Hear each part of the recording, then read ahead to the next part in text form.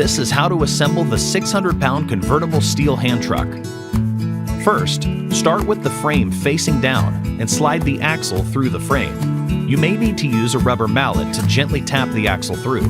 Next, you're going to put the tires on the axle. First, slide the washer onto the axle, followed by the tire.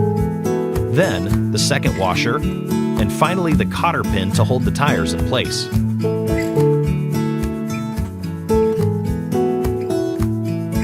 The third step is attaching the caster wheels to the frame using the wrench provided. Slide the casters through the frame, followed by the washer, and tighten the nuts.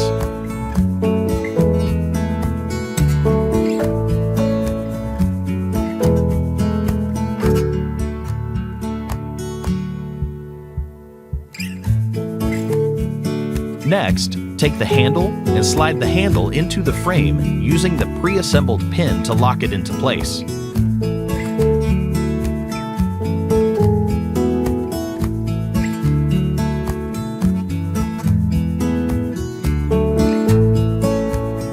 Now your hand truck is ready to use.